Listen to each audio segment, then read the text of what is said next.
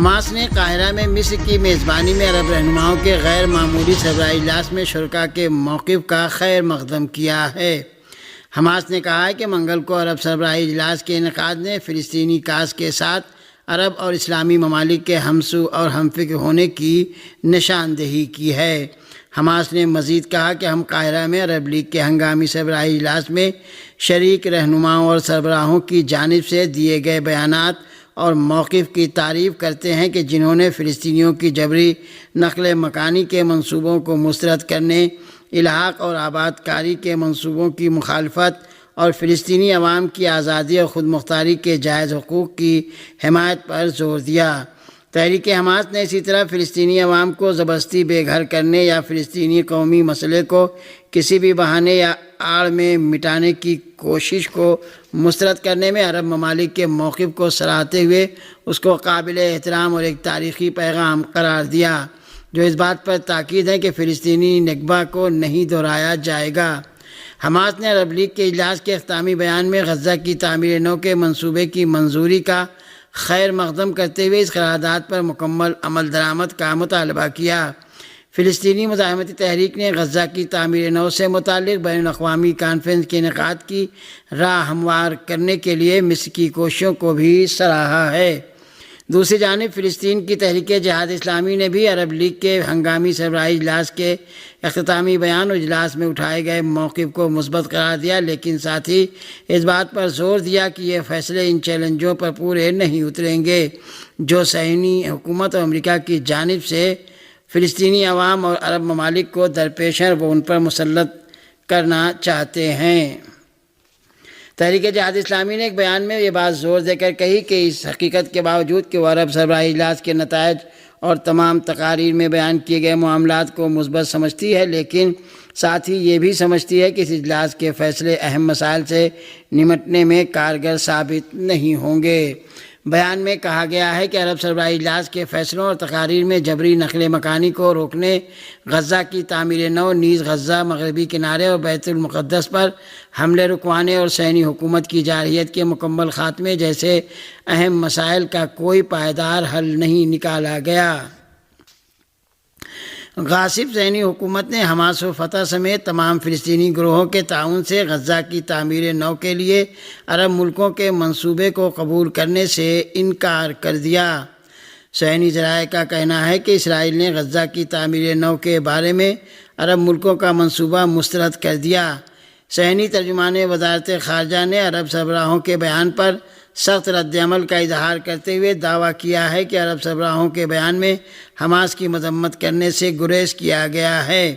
صہیونی حکومت نے اسی طرح اس منصوبے کو اس اعتبار سے تنقید کا نشانہ بنایا ہے کہ عربوں کا مجوزہ منصوبہ فلسطینی اتھارٹی اور انروا پر منحصر ہے، جبکہ اس قسم کے ادارے بالکل فاسد ہیں، وہ فلسطین کی تحریک حماس کی حمایت کرتے ہیں۔ اسرائیلی فوج نے شمالی مغربی کنارے میں اپنے فوجیوں کے خلاف شہادت پسندانہ کارروائی کی خبر دی ہے۔ اسرائیلی فوج نے ایک بیان میں دعویٰ کیا ہے کہ اس نے ایک فلسطینی کو جو شمالی مقبوضہ مغربی کنارے میں ایک سیکورٹی چوکی میں داخل ہونے کی کوشش کر رہا تھا، شہید کر دیا۔ اسرائیلی فوج نے بیان میں دعویٰ کیا ہے کہ ایک مسلح شخص برقہ گاؤں میں ایک سیکورٹی چوکی میں داخل ہوا اور اس نے فوجیوں پر فائرنگ کی، جس پر اسرائیلی فوجیوں نے جوابی فائرنگ کر کے اسے شہید کر دیا۔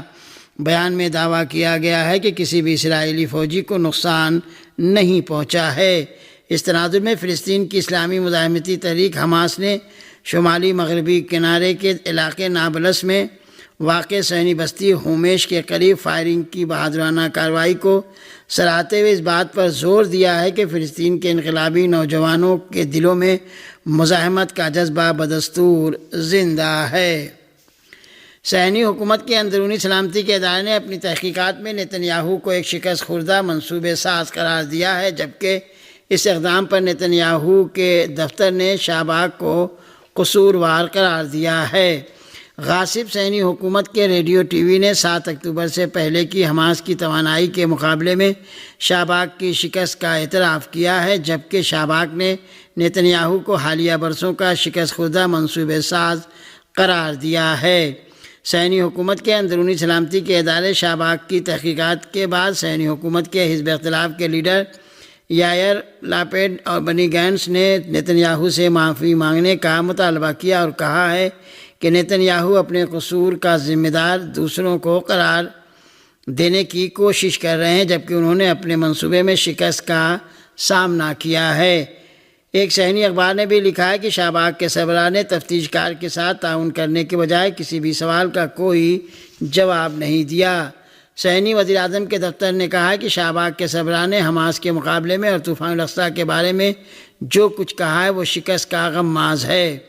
صہیونی حکومت نے فلسطینی گروہوں کے طوفان الاقصی آپریشن کے مقابلے میں اپنی شکست کی پردہ پوشی نیز استقامت کو روکنے کے لیے غزہ کی گزرگاہوں کو بند کیا اور اس علاقے پر مہینوں بمباری جاری رکھی۔ پاکستان میں فوج نے بنو چھاونی پر تازہ دہشت گردانہ حملے میں ملوث سبھی دہشت گردوں کو ہلاک کرنے کا دعویٰ کیا ہے۔ پاکستانی ذرائع کے مطابق فوج کے شعبہ تعلقات عامہ ISPR نے اعلان کیا ہے کہ بنو چھاونی پر دہشت گردانہ حملے میں شریک سبھی 16 تکفیری دہشت گردوں کو ہلاک کر دیا گیا۔ اس رپورٹ کے مطابق تکفیری دہشت گردوں نے بنو چھاونی میں داخل ہونے کی کوشش کی، جس کو ناکام بنا دیا گیا۔ پاکستانی فوج کے شعبہ تعلقات عامہ نے بتایا ہے کہ دہشت گردوں کے حملے میں 5 جوان اور 13 معصوم شہری مارے گئے اور 32 زخمی ہوئے۔ رپورٹوں کے مطابق تکفیری دہشت گردوں کے حملے میں ایک مسجد کو بھی نقصان پہنچا۔ یاد رہے کہ منگل کو افطار کے بعد تکفیری دہشت گردوں نے بارود سے بھری ایک گاڑی بنو فوجی چھاونی سے ٹکرا دی۔ دھماکے کے نتیجے میں قریب کی ایک مسجد اور لوگوں کے گھروں کو بھی نقصان پہنچا۔ جیش فرقان محمد نے بنو چھاونی پر حملے کی ذمہ داری قبول کی ہے۔ ذرائع کے مطابق العدم حافظ گل بہادر گروپ کے ایک دھڑے جیش فرقان محمد نے سوشل میڈیا پر حملے کی ذمہ داری قبول کی، تاہم اس دعوے کی آزادانہ طور پر تصدیق نہیں کی جا سکی۔ پاکستانی فوج کے ترجمان نے کہا ہے کہ حملہ آوروں نے 2 بارود سے بھری گاڑیاں حفاظتی دیوار سے ٹکرا دیں۔ پاکستانی فوج کے اہلکاروں نے بے مثال جرأت اور پیشہ ورانہ مہارت کا مظاہرہ کرتے ہوئے حملہ آوروں کو نشانہ بنایا اور 16 دہشت گردوں کو ہلاک کر دیا، جن میں 4 خودکش بمبار بھی شامل تھے۔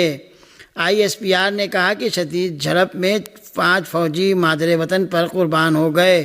خودکش دھماکوں کی وجہ سے حفاظتی دیوار کا کچھ حصہ منہدم ہو گیا، جس سے ملحقہ عمارتوں کو نقصان پہنچا۔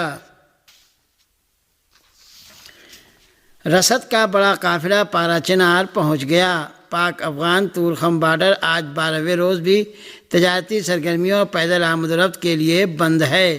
سرکاری ذرائع کے مطابق 225 گاڑیوں پر مشتمل سامان رسد کا ایک بڑا قافلہ پارا چنار پہنچ گیا۔ قافلے میں اشیاء خوردنوش کے علاوہ پیٹرولیم مصنوعات بھی بھجوائی گئی ہیں۔ حکومت کا دعویٰ ہے کہ کرم میں امن معاہدے کے تحت بنکروں کی مسماری اور اس سے منسلک خندقوں کو ختم کرنے کا عمل بھی جاری ہے۔ اب تک 272 بنکر مسمار کیے جا چکے ہیں۔ امن معاہدے کے تحت اسلحہ اور ہتھیاروں کو مرحلہ وار ریاست کے پاس جمع کروانے کا سلسلہ بھی شروع ہو چکا ہے۔ اب تک 100 سے زائد شرپسند عناصر کو حراست میں لیا جا چکا ہے۔ ہندوستان کی ریاست منی پور میں عوام کی جانب سے اسلحہ حکام کے حوالے کیے جانے کا سلسلہ جاری ہے۔ ہندوستان کی سرکاری خبر رساں ایجنسی UNI کے مطابق گزشتہ 24 گھنٹے میں منی پور کے مختلف علاقوں میں عوام کی جانب سے گورنر نے عوام سے اسلحہ جمع کرانے کی اپیل کی ہے۔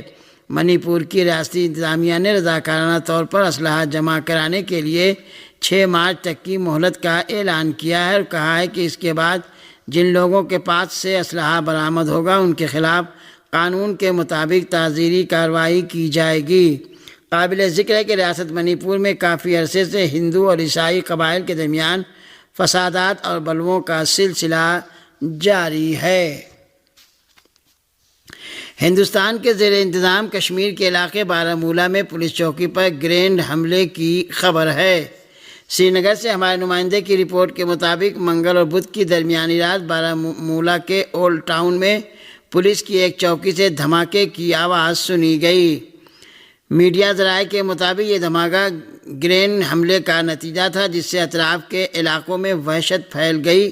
پولیس نے دعویٰ کیا ہے کہ اس حملے میں کوئی جانی یا مالی نقصان نہیں ہوا ہے۔ یمن کی مسلح افواج کے ترجمان نے مغربی یمن میں واقع صوبہ الحدیدہ کی فضا میں ایک امریکی MQ-9 ڈرون کو مار گرانے کی خبر دی ہے۔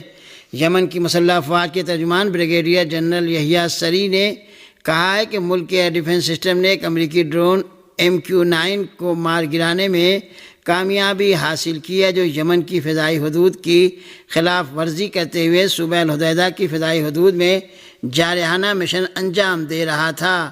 انہوں نے کہا کہ یہ 15واں ڈرون ہے جسے یمنی مسلح افواج کے ایئر ڈیفنس سسٹم نے غزہ اور لبنان کی حمایت میں جاری مقدس جہاد کے دوران مار گرانے میں کامیابی حاصل کی ہے۔ انہوں نے اس بات پر زور دیا کہ یمن کی مسلح افواج ملک کے خلاف کسی بھی جارحیت کا مقابلہ کرنے کے لیے اپنے دفاعی مشن کو جاری رکھیں گی جس میں بحیرہ احمر اور بحیرہ عرب میں معاندانہ نقل و حرکت کی نگرانی شامل ہے۔ انہوں نے اگلے مرحلے میں پیش آنے والے کسی بھی صورتحال کا مقابلہ کرنے کے لیے یمن کی مسلح افواج کی مکمل آمادگی پر تاکید کی ہے۔